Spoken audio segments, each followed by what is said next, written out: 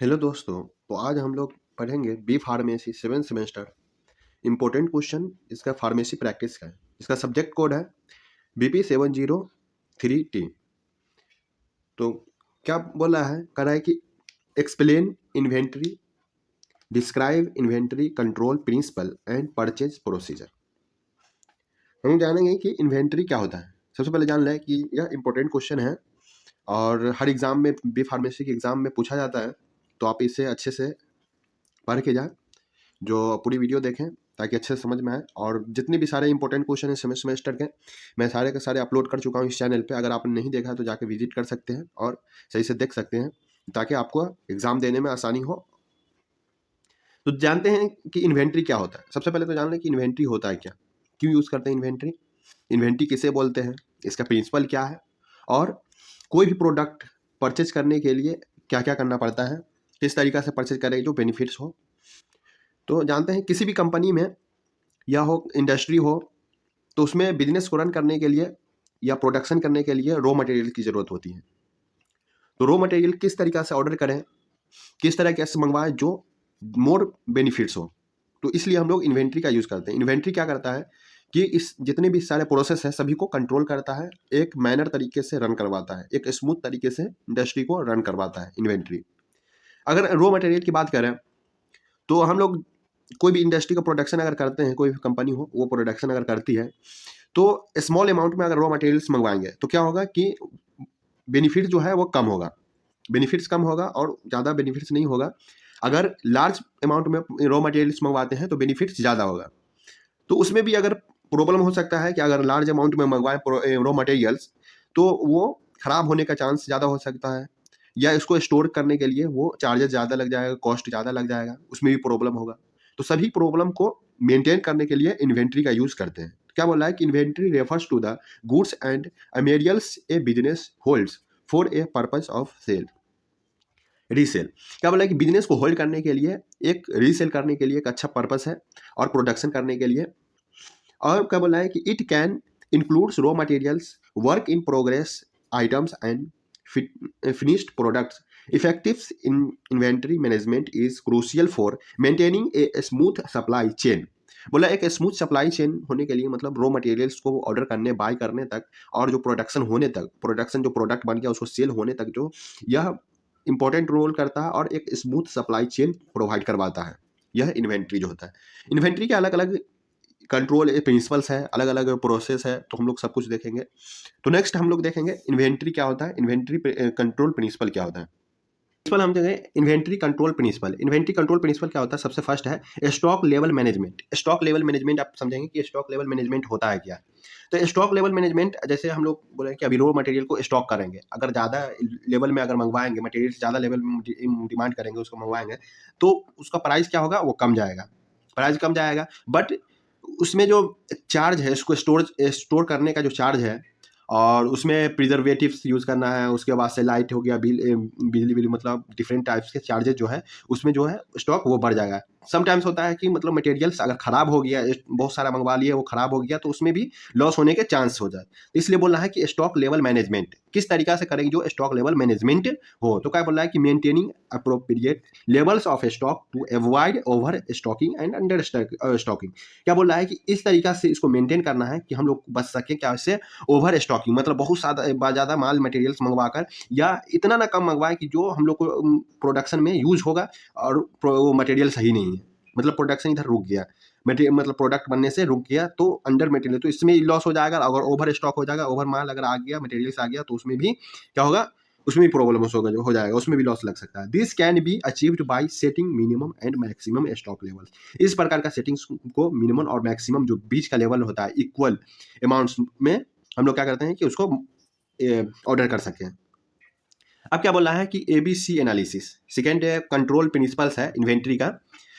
ABC analysis क्या बोल रहा है कि ABC एनालिसिस मतलब किसी भी प्रोडक्ट को, डिफरेंट टाइप्स के प्रोडक्ट रहते हैं, डिफरेंट टाइप से प्रोडक्ट हो गए, डिफरेंट टाइप्स के मटेरियल्स हो गए, तो हम लोग इस तरीका से उसको नंबरिंग कर देंगे या सेपरेट आउट कर देंगे उसको, कि किसी का नाम, मतलब जैसे जो कोई भी अगर हाई सेल हो रहा है या उसी का उस प्रोडक्ट का हाई कॉस्ट है, तो उसको क्या करेंगे कि नंबरिंग कर देंगे, कि उसको सेपरेट कर देंगे और अलग रख देंगे, उसको ये नंबरिंग कर देंगे। और किसी चीज़ का मतलब वो लो कॉस्ट है लेकिन सेल क्या हो रहा है, बहुत कम हो रहा है, या उसका सेल बहुत ज़्यादा हो रहा है, उसको अलग रख लेंगे, मतलब उसको सेपरेट सेपरेट करके रख देंगे। उस चीज़ को बोलते हैं एबीसी एनालिसिस। क्या बोल रहा है इसमें, अब देख लेते हैं थ्योरी क्या बोल रहा है ये।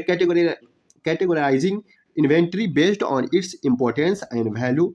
एग्जाम्पल मतलब सबका अपना अपना, सब जितने भी उसमें प्रोडक्ट इन्वेंट्री है वो बेस्ड रहता है अपने अपने, सबका अपना अपना एक इंपॉर्टेंस होता है और वैल्यू होता है। जैसे एग्जांपल में बोलते हैं ए, कोई एक ए है जो एक आइटम्स है, are highly value with low frequency of sale. बोल रहा है कि कोई एक प्रोडक्ट है, ए जो है, ए कोई एक प्रोडक्ट है जिसका क्या बोल रहा है कि वैल्यू बहुत ज़्यादा है, वो बहुत महंगा है, बहुत कॉस्टली है, बट क्या बोल रहा है उसका जो फ्रीक्वेंसी जो सेल होने की जो सेल होने का जो फ्रीक्वेंसी है, मतलब सेल होने की जो मतलब बोलते हैं ना कि बहुत कम सेल हो रहा है, बहुत ज़्यादा सेल हो रहा है, तो फ्रीक्वेंसी जो है बहुत कम है इसका, उस तरीके से उसको अलग रख दिए। वाइल जबकि एक सी प्रोडक्ट्स है, जो सी एक आइटम्स है, एक प्रोडक्ट्स है जो आर लो वैल्यू, उसका मतलब बहुत चीप है और फिर मतलब बहुत वो मतलब कम प्राइस का है, लो प्राइस का है, और बट हाई सेल फ्रीक्वेंसी, उसकी जो सेल होने की, खपत होने की जो ये है, सेल होने की जो एबिलिटी है, उसकी फ्रीक्वेंसी है वह बहुत ज़्यादा है। उस तरीक़ा से अलग अलग उसको सेपरेट आउट कर देंगे या नंबरिंग कर देंगे, अलग अलग रख देंगे। उसके बाद नेक्स्ट देखते हैं हम लोग। नंबर थर्ड क्या बोल रहा है, just in time. Just in time क्या होता है, जिसको JIT से डिनोट करते हैं, इसका एक शॉर्ट फॉर्म है just in time. Just in time क्या बोलता है कि inventory is ordered and received just when it is needed to reduce storage cost.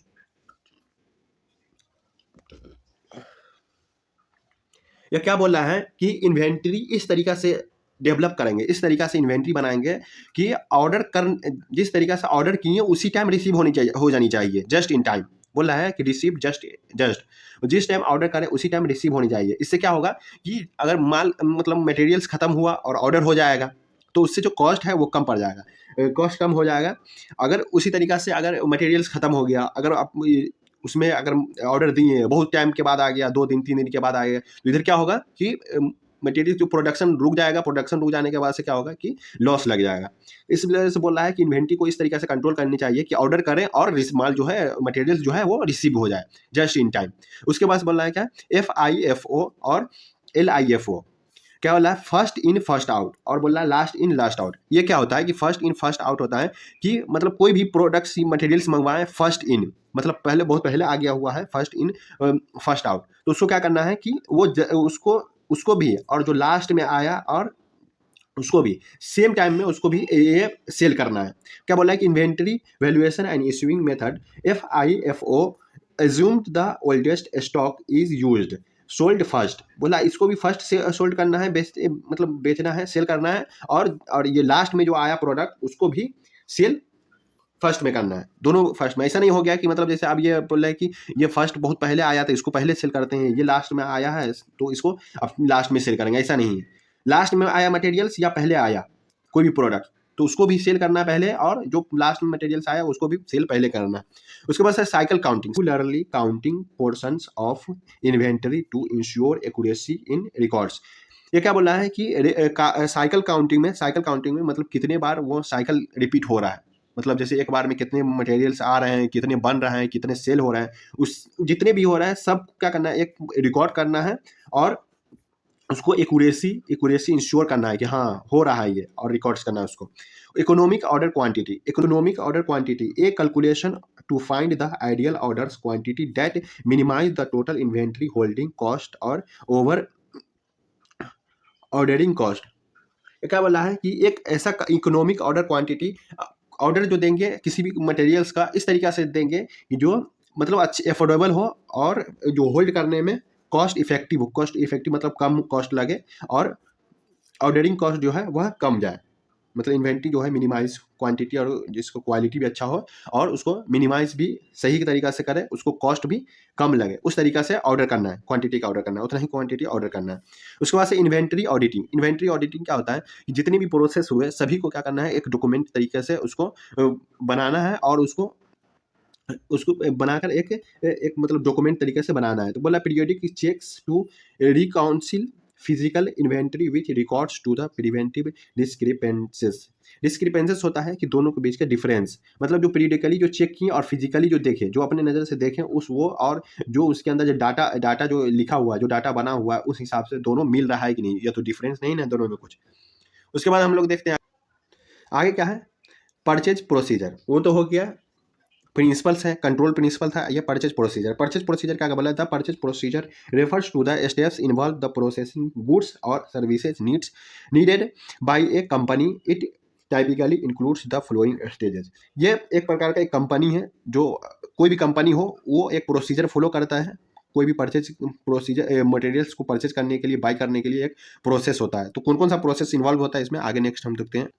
तो फर्स्ट वन हो गया क्या, identify the needs. Identify the needs क्या होता है कि कोई भी कंपनी में जो मटेरियल्स हमको नीड चाहिए, नेसेसरी जरूरी है, तो उसको क्या करेंगे, आइडेंटिफाई करेंगे कि हमको रिक्वायरमेंट्स क्या क्या चीज़ का रिक्वायरमेंट्स है, कौन सा सर्विस अच्छा होगा, कौन सा प्रोडक्ट्स मंगवाए तो हमको नीड क्या है, ज़रूरत क्या है उसको। तो उसी चीज़ को आइडेंटिफाई करना। आइडेंटिफाई करने के बाद से क्या करेंगे कि जब आइडेंटिफाई कर लेंगे कि हमको ये ये मटेरियल्स की ज़रूरत है, ये चीज़ की ज़रूरत है, ये इक्विपमेंट्स की ज़रूरत है, ज़रूरत होने के बाद से आप क्या करेंगे कि जो उसका मेन जो ये ऑर्गेनाइजेशनल जो है, कोई भी कंपनी का जो HOD है या कोई भी है, उसको जो ऑर्गेनाइज करा हुआ है, उससे क्या बोलेंगे, उससे परमिशन लेंगे। तो क्या होगा, इसमें बोला है कि रिक्विजिशन क्रिएशन। रिक्विजिशन मतलब एक रिक्वेस्ट करना, उससे रिक्वेस्ट करेंगे और उससे परमिशन लेंगे। क्या बोला है कि internal departments arise A purchase requisition detailing there needs and obtaining internal approval. और जो नीड है तो उसको बताना है, और बता के उसके बाद से अप्रूवल प्राप्त करना है। तो वही बोला है कि रिक्वेस्ट करना, रिक्वेस्ट क्रिएशन या रिक्विजिशन क्रिएशन, इसको क्या बोलते हैं, रिक्वेस्ट या रिक्विजिशन बोलते हैं। Supplier selection. अब सप्लायर सिलेक्शन क्या होता है कि जो सप्लायर है जिससे हम लोग प्रोडक्ट मटेरियल जो है वो उससे क्या करेंगे, बाय करेंगे। जो प्रोडक्ट्स मटेरियल्स जो है वो सप्लाई करेगा और हम लोग बाय करेंगे। जो कंपनी, कोई भी कंपनी जो बाय करेगा, तो क्या सप्लायर सिलेक्शन करेगा, कैसे करेगा।